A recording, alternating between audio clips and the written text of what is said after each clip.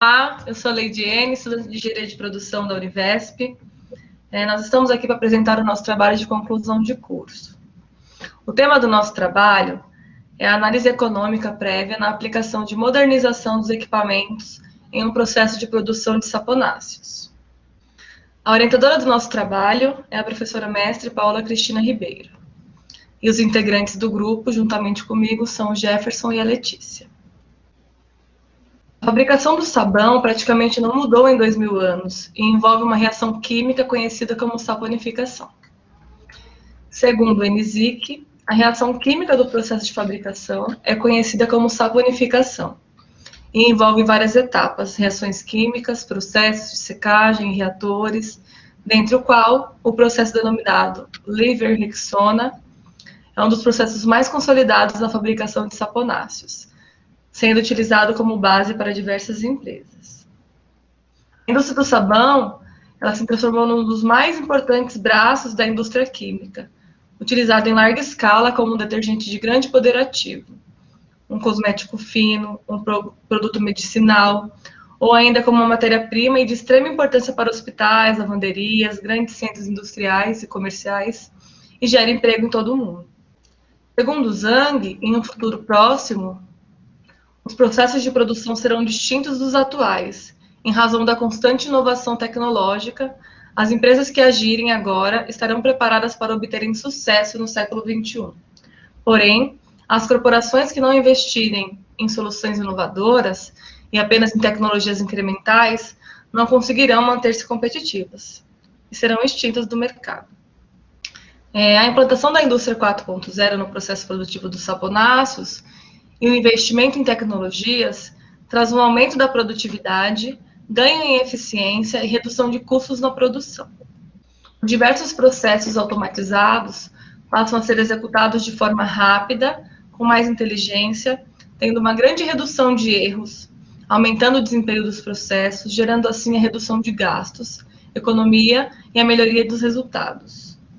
A implantação da automação em indústrias requer um alto investimento, onde, para viabilizar a automação, deve ser efetuado um estudo de viabilidade econômica, utilizando ferramentas da gestão financeira, tais como valor presente líquido, taxa interna de retorno, payback, índice de lucratividade e ponto de equilíbrio.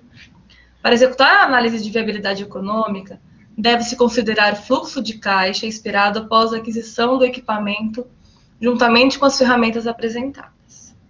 Os objetivos gerais do trabalho eles são analisar a viabilidade econômica na implantação do conceito de indústria 4.0 no processo de fabricação de saponáceos, propondo melhorias nas etapas dos processos comuns, aumentando a produção através da otimização dos processos e promovendo a redução dos custos. Os objetivos específicos são viabilizar economicamente o aumento da produção com otimizações e, paralelamente, promover a redução de custos do produto. Também destacar as diferenças nos processos utilizados na fabricação de saponáceos e propor melhorias, além de avaliar a rentabilidade e lucratividade possíveis na implantação de mudanças de processo nesse setor industrial.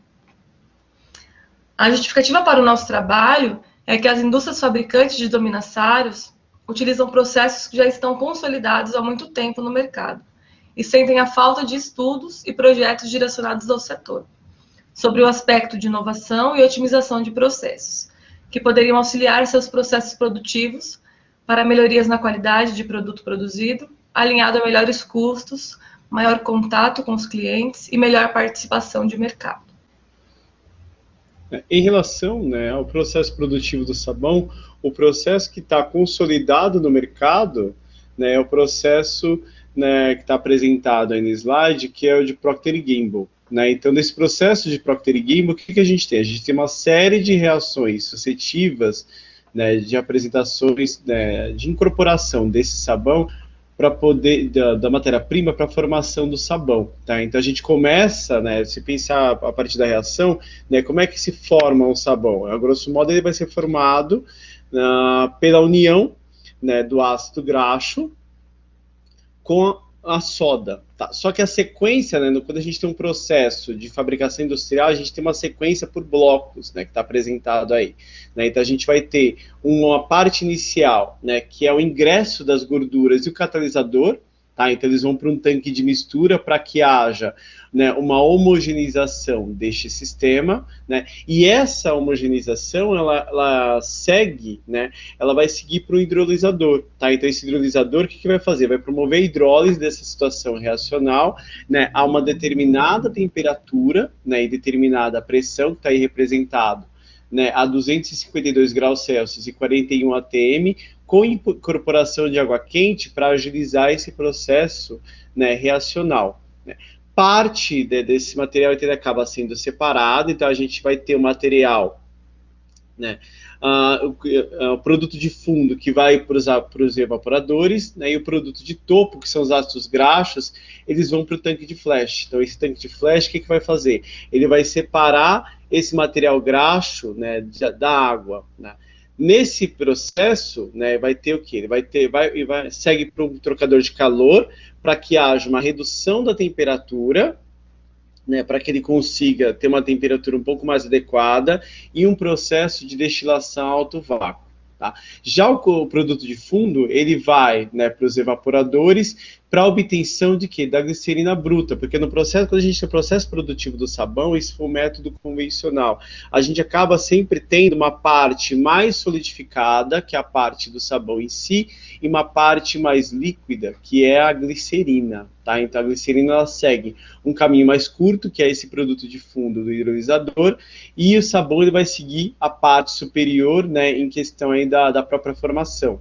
Tá? Então ele vai para o destilador, né, a alto vácuo, né, então vai ter aí a separação do vapor de água e separação de alguns resíduos. Então esse processo de destilação é para que, né, consiga separar alguns resíduos contidos nesse produto, né.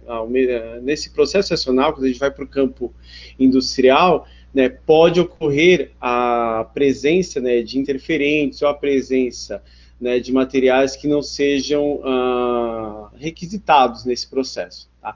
Isso, né, ele vai depois que ele passa no destilador para separação das impurezas, ele segue para um condensador, né, então para que ele tenha uma redução da temperatura e uma separação, né, esse vai para o receptor de destilado, né, então a gente vai ter a saída daquele ácido graxo que não foi utilizado para a formação do sabão, até porque a reação ela acaba não sendo 100%, né? Então você vai ter aí a presença de matéria-prima. Essa matéria-prima nada impede que ela volte a ser utilizada no começo do sistema, né? E parte desse material destilado, né, porque acaba tendo diferentes faixas de temperatura, vai para um outro misturador, então a gente vai ter aí praticamente uma purificação dessa substância e uma posterior reação com soda. Tá? Nesse momento em que ele mistura com a soda é que tem a reação efetiva para a formação do sabão convencional. Então, quando ele vai para esse misturador, né, que vai ter aí a incorporação da soda, vai para uma parte, né, para a formação de sabão em barras, flocos e pó, e uma outra parte, né, direcionada para uma, né, através de uma bomba, para um outro trocador de calor. Né, e esse outro trocador de calor, o que ele vai fazer? Ele vai pegar esse material que não partiu para aquele aspecto mais sólido, então aquele material, né, que estava numa apresentação mais líquida, segue por essa outra rota, né, para que haja uma redução da temperatura, haja aí a saída do vapor de água e uma incorporação de ar. Né? Essa incorporação de ar é para quê? Para deixar ele mais aerado, tá? Então, às vezes, né, dependendo do processo industrial, né, porque a gente tem que pensar que quando a gente vai para a cadeia de saponáceos, não é só o sabão convencional para domiciliários. Dependendo da empresa, ela acaba tendo aí processos múltiplos para a formação, né, de outros tipos de sabões. Esse processo é o processo mais comum, em que a gente tem a formação da barra e a formação do sabão aerado. Nesse momento em que eu tenho o tanque de flash, eu tenho uma separação deste material, dessa matéria-prima que não foi utilizada para o processo em barra, né, a incorporação de ar, para que haja aí, né, esse aspecto um pouco mais aerado, um processo de corte, né, então ele vai ser cortado e automaticamente ele acaba aí sendo embalado. Tá? Então, esse é o processo que a gente tem convencional para a formação do sabão. A gente pesquisou, né, em diversas outras empresas, processos, mas percebemos que na fabricação de domes sanitários, esse é o processo praticamente comum, né, em que grande parte dessas empresas deste ramo atuam. Eu vou falar um pouco da análise econômica que nós fizemos o levantamento, tá? O cenário atual, globalização e a concorrência empresarial. Com o cenário atual, nós vivemos em função da globalização e das constantes alterações que implicam uma acirrada concorrência empresarial. A gestão de investimentos ela é decisiva para a sobrevivência das organizações. Aí temos o fluxo de caixa. Na área de finanças, o fluxo de caixa refere-se ao dinheiro no caixa da empresa, ou seja, o montante de caixa recolhido e gasto por uma empresa durante um período de tempo definido ligado a um projeto específico. A elaboração do fluxo de caixa é importante para as análises e decisões sobre investimentos. Uma elaboração realizada adequadamente auxiliará em uma boa decisão de investimento. Os custos fixos ou variáveis, e temos custos diretos ou indiretos, tá? Os custos podem ser classificados como fixos ou variáveis, diretos ou indiretos. Os custos fixos não variam conforme o volume produzido, ou seja, eles se mantêm constantes, independente da produção, das vendas ou da prestação de serviço. O contrário é válido para os custos variáveis, que se alteram dependendo do projeto. Os custos diretos são apropriados aos produtos conforme o consumo. De acordo com o que você gasta, você tem uma nova despesa.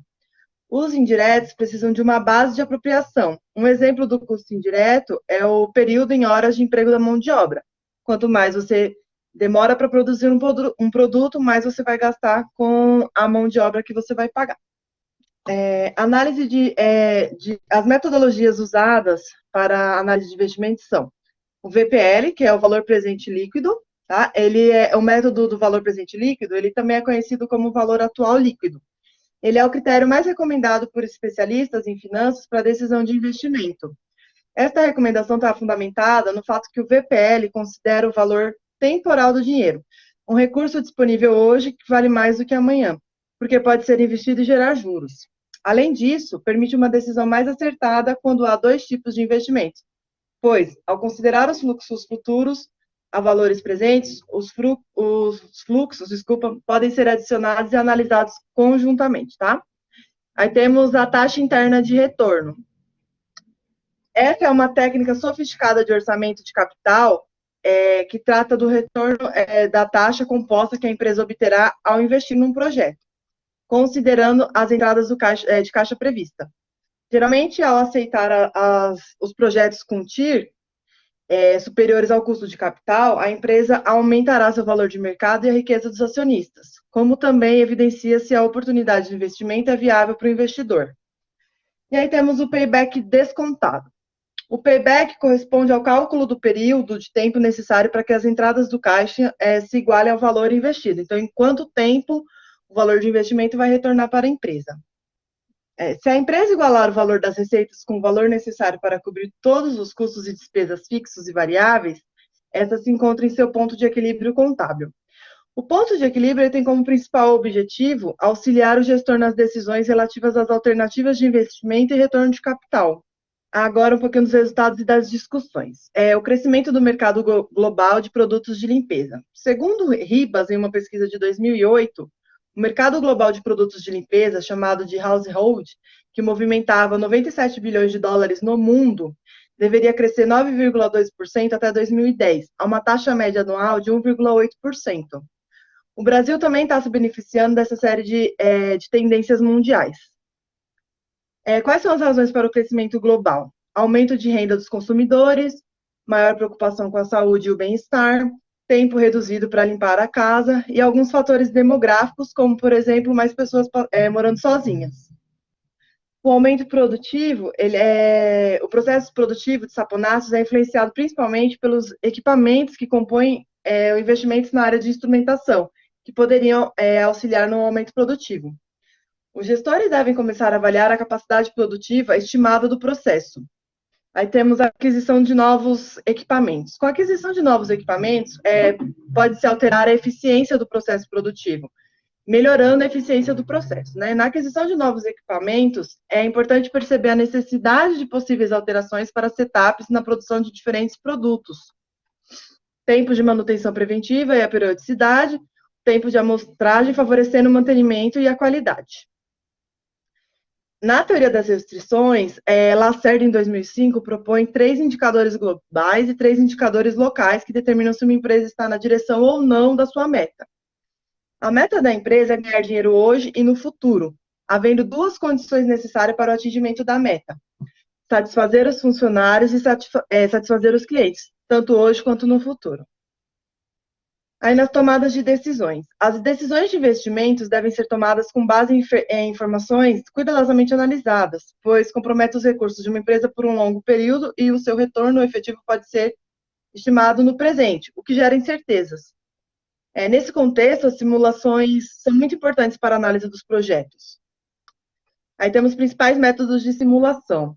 Andrade, em 2016, indica como métodos principais que podem ser utilizados o investimento sobre a incerteza, o método de valor presente líquido, que eu já apresentei também, o método da taxa interna de retorno, o método do payback descontado, e, paralelamente, deve ser considerado o fluxo de caixa. A teoria econômica. Os agentes econômicos que possuem recursos disponíveis, eles deparam-se frequentemente com várias possibilidades de investimento, as quais apresentam diferentes características quanto à remuneração, ao prazo e ao risco. Uma vez que se opta por uma das alternativas de investimentos disponíveis, perde-se os benefícios proporcionados pelas demais. Então, para a teoria econômica, o custo da oportunidade, ou o custo da oportunidade desperdiçada, como também é conhecido, surge quando o tomador de decisão opta por uma determinada alternativa em detrimento de outra, e mutuamente exclusivas, representando assim o benefício que foi desprezado ao escolher uma em detrimento de outras. Dessa forma, o custo dos fatores de produção só pode ser mensurado através do custo de oportunidade. Aí temos o custo-benefício. Este estudo mostra que para modernizar os equipamentos maquinários é necessário mais do que verificar se a empresa pode pagar pelos custos do investimento, mas também como a depreciação do mesmo em relação à utilização, que vai influenciar aí no custo-benefício. As decisões de investimento devem ser tomadas com base em informações cuidadosamente analisadas, pois comprometem os recursos da empresa por longo tempo e o seu período de retorno pode ser somente estimado no presente, o que gera incertezas. Neste artigo, podemos afirmar que o investimento é viável quando temos o capital para investimento, quando se comprova o retorno do fluxo de caixa e quando temos um bom VPL e boa TIR, e o payback é relativamente baixo. Conclusão, a nossa pesquisa não pode considerar índices isolados, mas é preciso monitorar regularmente o mercado interno e externo, pois a globalização interfere em todos os segmentos de mercado, pode mudar diariamente. Para a efetiva implantação de novos equipamentos e maquinários, sugerimos a reavaliação no momento da implantação, com levantamentos e análises financeiras reais, monitorando todas as mudanças de mercado, mirar aproveitamento dos recursos e projetos futuros, utilizando as ferramentas mais propícias para as tomadas de decisões. É isso, gente. Obrigada. Obrigada, gente. Obrigado, pessoal.